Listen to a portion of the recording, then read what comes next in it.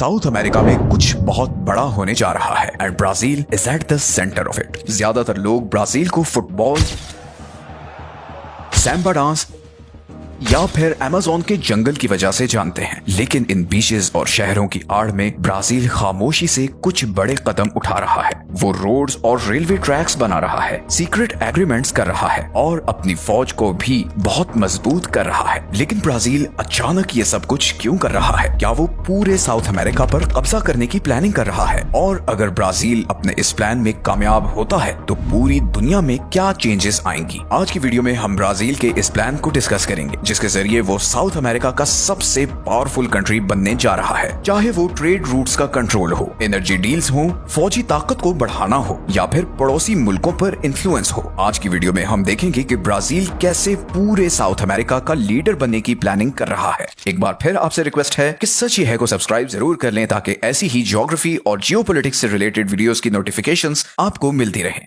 Brazil के इस जबरदस्त प्लान को डिस्कस करने से पहले हमें देखना पड़ेगा कि ब्राजील किस तरह का कंट्री है। ब्राजील कोई आम मुल्क नहीं है, इट्स अ जायंट। तकरीबन 8.5 मिलियन स्क्वायर किलोमीटर्स के एरिया के साथ ब्राजील ने आधे से ज्यादा साउथ अमेरिका को कवर किया हुआ है। एरिया के लिहाज से ये दुनिया का 5वां सबसे बड़ा कंट्री है और तकरीबन 21 करोड़ लोगों के साथ ये साउथ अमेरिका का सबसे ज्यादा आबादी वाला मुल्क है। इकोनॉमिकली ब्राजील एक पावर हाउस है। 2024 में इसकी इकोनॉमी की वैल्यू $2.1 ट्रिलियन थी, जो पूरे लैटिन अमेरिका में सबसे ज्यादा है। Brazil soybean, beef, iron ore और यहाँ तक कि जहाज और तेल भी एक्सपोर्ट करता है। इसके बड़े ट्रेडिंग पार्टनर्स में चीन, अमेरिका और यूरोपीय यूनियन शामिल हैं और अब ये साउथ अमेरिका में इकोनॉमिक लीडर के तौर पर देखा जाता है। अब जरा ब्राजील की ज्योग्राफी की बात करते हैं, क्योंकि इसकी असल ताकत तो वही है। ब्राजील के पास 7400 किलोमीटर लंबी अटलांटिक ओशन के साथ कोस्ट लाइन है, जिसमें सैंटोस, पैरानाग्वा और रियो डी जनेरो जैसे बड़े पोर्ट्स हैं, जहां से लाखों टन का सामान पूरी दुनिया को जाता है। इन्हीं पोर्ट्स के जरिए ब्राजील दुनिया से कनेक्टेड है और इन्हीं के जरिए न सिर्फ उसे दुनिया की मार्केट्स तक एक्सेस मिलती है,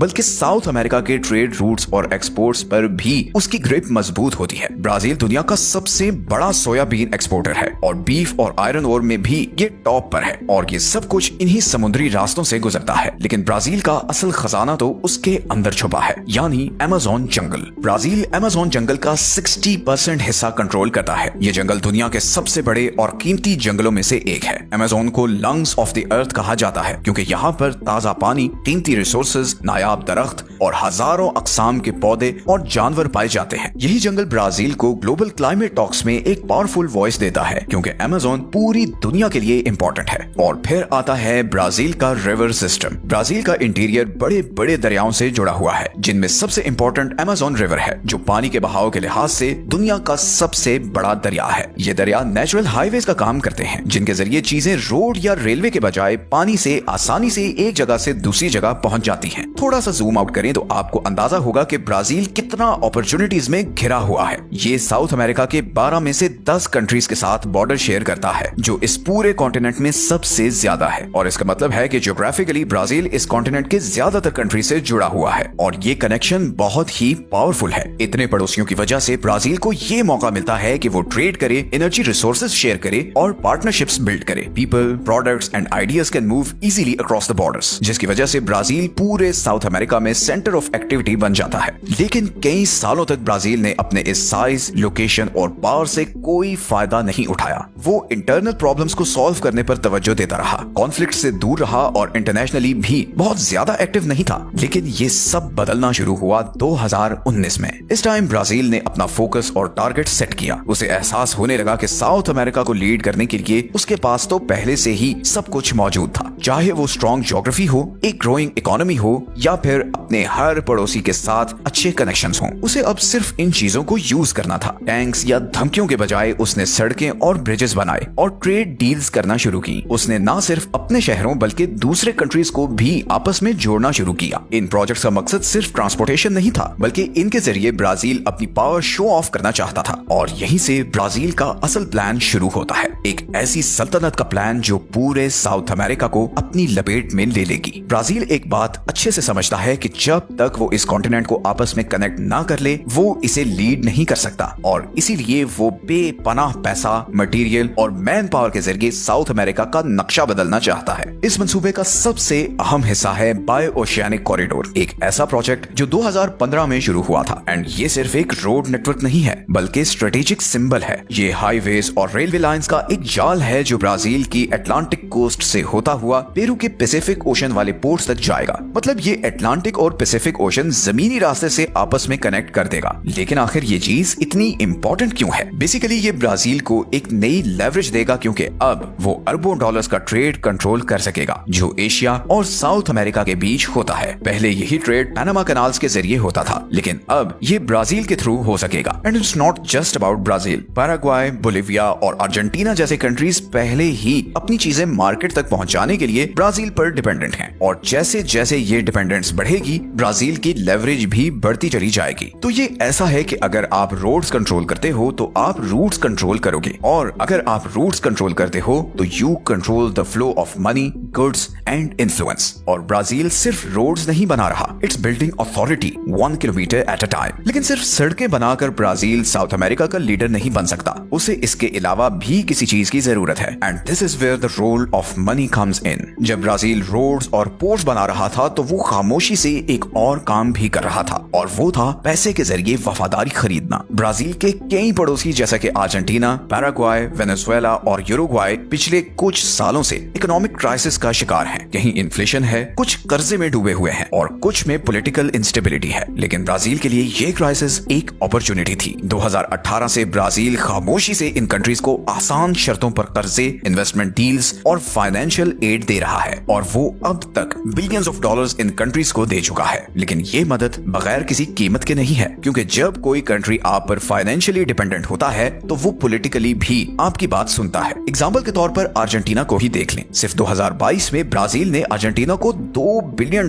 की फाइनेंशियल एड दी थी और इससे सिर्फ अर्जेंटीना की इकोनॉमी ही बेहतर नहीं हुई बल्कि इन दोनों कंट्रीज के रिलेशंस भी बहुत मजबूत हो गए और अर्जेंटीना ने अपनी पॉलिसीज ब्राजील के इंटरेस्ट के साथ अलाइन करना शुरू कर दी। इसी तरह ब्राजील ने पैराग्वाय और बोलिविया के साथ भी डील्स की और उनके एनर्जी और एग्रीकल्चर सेक्टर और इंफ्रास्ट्रक्चर में इन्वेस्ट किया। इन कंट्रीज के लिए ब्राजील सिर्फ एक पड़ोसी नहीं बल्कि उनकी लाइफलाइन है। ये कोई चैरिटी नहीं है। ब्राजील ये पैसा ऐसे ही नहीं दे रहा, ये बहुत कैलकुलेटेड डिप्लोमेसी है। इट्स सिंपल, जितना ये कंट्रीज ब्राजील की फाइनेंशियल एड पर डिपेंडेंट होंगे उतना ही ब्राजील का इन पर कंट्रोल होगा। इसी तरह ब्राजील डिप्लोमेटिकली खुद को इस पूरे खित्ते की आवाज बनाने की कोशिश कर रहा है। मेरकोसर जैसे ट्रेड ब्लॉक को ब्राजील लीड कर रहा है। इस ब्लॉक में ब्राजील, अर्जेंटीना, यूरुग्वाय और पैराग्वाय शामिल हैं। ब्राजील ही एजेंडा सेट करता है, नेगोशिएशंस करता है और यूरोपीय यूनियन और चाइना जैसी बड़ी पावर्स के साथ ट्रेड डील्स भी फाइनल करता है। और बात यही खत्म नहीं होती। COP27 और G20 जैसे ग्लोबल समिट्स में भी ब्राजील पूरे साउथ अमेरिका के बिहाफ पर बात करता है, स्पेशली क्लाइमेट चेंज, ट्रेड और डेवलपमेंट के इश्यूज पर। ये अमेज़न जंगल, एक बूमिंग इकोनॉमी और स्ट्रेटेजिक पार्टनरशिप्स की वजह से ब्राजील को ग्लोबल लेवल पर बहुत ज्यादा इंपॉर्टेंस मिल रही है। ये एक बड़ी जबरदस्त स्ट्रेटेजी है कि आप अपने पड़ोसियों को पैसा दो, ग्लोबल इवेंट्स पर उनके बिहाफ पर बोलो और आहिस्ता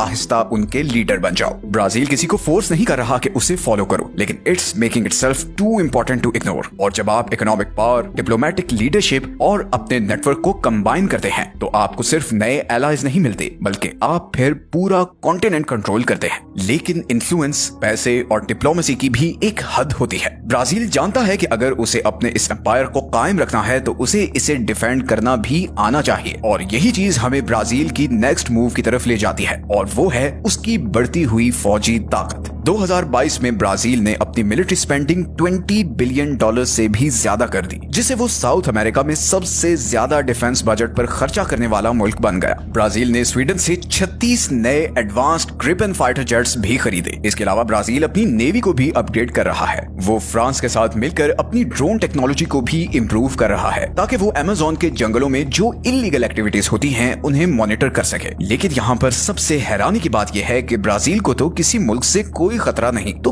फिर वो अपनी मिलिट्री पर इतना खर्चा क्यों कर रहा है? The answer is influence. जब ब्राजील के पास साउथ अमेरिका की सबसे पावरफुल आर्मी होगी तो उसे किसी को धमकाने की भी जरूरत नहीं पड़ेगी। सबको पता होगा कि अगर ब्राजील के खिलाफ गए तो इसका अंजाम क्या हो सकता है। ब्राजील इन टैंक्स और जेट्स के जरिए सब पर अपनी धाक बिठा रहा है और इस स्ट्रेटेजी की वजह से ब्राजील अब साउथ अमेरिका में एक पीस कीपर बन गया है, जिस पर सारे साउथ अमेरिकन कंट्रीज रिलाई करते हैं। लेकिन बात यहीं खत्म नहीं होती। ब्राजील का मकसद सिर्फ साउथ अमेरिका को कंट्रोल करना नहीं है, इट्स समथिंग इवन बिगर। अब तक ब्राजील जो भी करता आया है, चाहे वो रोड्स हो, रेलवे हो, डिप्लोमेसी हो या फिर फौजी ताकत बिल्ड करना हो, ये सब एक बहुत बड़े प्लान का हिस्सा है। क्योंकि अगर ब्राजील साउथ अमेरिका की एक डोमिनेंट पावर बन गया तो वो सिर्फ इस कॉन्टिनेंट को लीड नहीं करेगा, बल्कि फिर वो वर्ल्ड सुपर पावर्स के साथ बराबरी पर बात कर सकेगा। अमेरिका, चाइना और यूरोप को फिर ब्राजील को सीरियस लेना पड़ेगा, सिर्फ ट्रेड ही नहीं बल्कि हर मामले में, क्योंकि अब उसके पास पावर होगी। और ये ताकत ब्राजील को मिलती है साउथ अमेरिका के रिसोर्सेज की वजह से, जिन पर फिर ब्राजील का कंट्रोल होगा। और ये रिसोर्सेज दुनिया के लिए बहुत जरूरी हैं। यहाँ पर लिथियम है जिससे इलेक्ट्रिक गाड़ियां चलती हैं। यहाँ पर ऑयल और गैस है जो आज भी दुनिया के लिए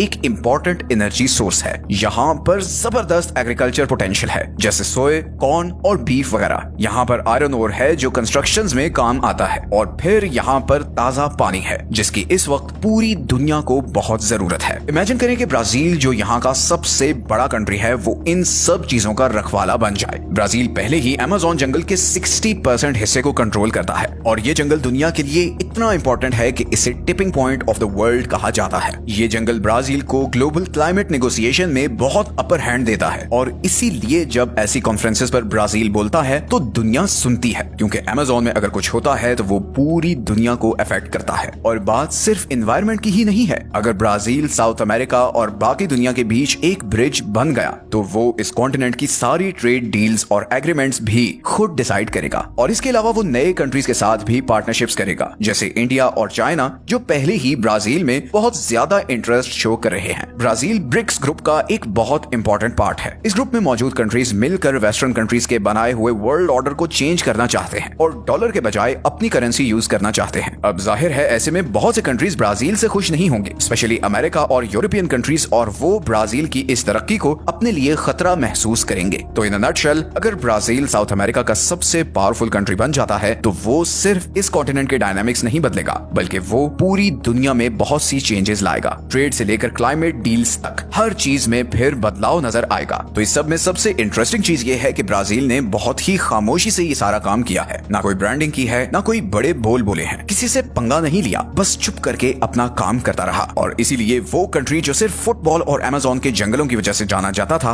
आज पूरी दुनिया में एक रीजनल पावर बनकर उभर रहा है। ब्राजील की इस सक्सेस के पीछे एक ही राज है और वो है खामोशी से सर झुकाकर किसी को छेड़े बगैर अपनी मेहनत करते रहना। ब्राजील की इस ट्रांसफॉर्मेशन में हम सब के लिए बहुत लेसन्स हैं और उम्मीद है कि इस तरह की इंटरनेशनल जियोपॉलिटिक्स की वीडियो से हमारे खित्ते के लोगों को भी बहुत कुछ सीखने का मौका मिलेगा। मिलते हैं नेक्स्ट वीडियो में। अपना ख्याल रखें। अल्लाह हाफिज।